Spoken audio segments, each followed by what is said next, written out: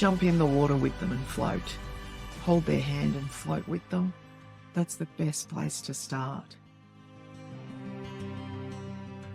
Burnout is really complex, and our understanding of what burnout is very superficial too.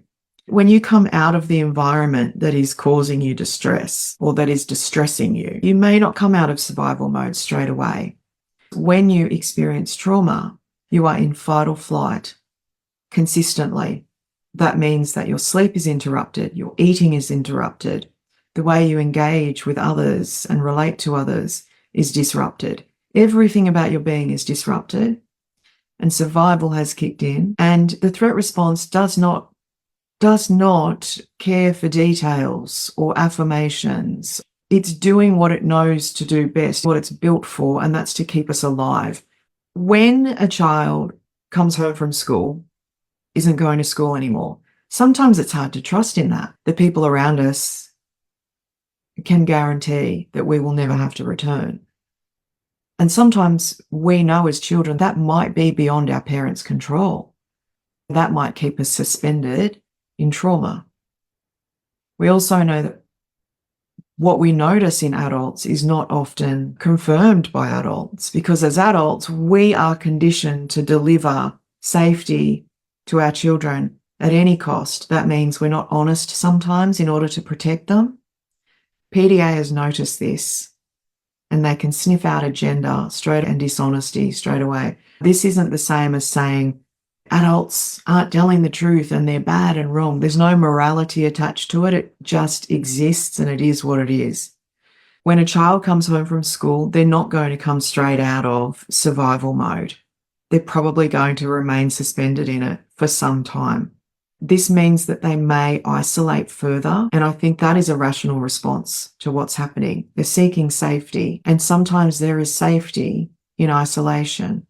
When we've existed in the world and everywhere we've turned to find safety has been met with barriers or lack of safety, it makes sense that we would isolate.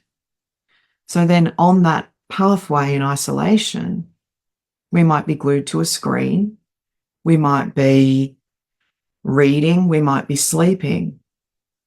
When our sleep starts to change and we start to sleep, that is often a really good indication that we are actually coming out of survival mode. If we can imagine a person or any living being that has been in survival mode fighting for their life in their primitive brain and being for extended amounts of time, means that they've experienced prolonged chronic stress. Their senses have been heightened. Imagine when that starts to de-escalate, how exhausted you would be. Absolutely exhausted. And this is often a time where illness might set in. Things like chronic fatigue. It means that our muscles start to relax after being tense. We don't talk enough about what chronic stress does to the body, what trauma does to the body. We have all this physical undoing over the time that we're coming out of survival mode. And so we might start refusing to shower. We might start refusing to eat. We might start refusing to do a whole lot of things. What it can look like to us as families and carers and professionals is that a child is still in fight or flight and survival, and this is not okay. But what's happening is they may actually be in the next phase toward recovery, and they need incredible amounts of recovery. If we think about the time span that a person has been in survival mode, and then we expect them to be okay after a couple of weeks, months, years, rationally, logically, they don't quite match up, do they?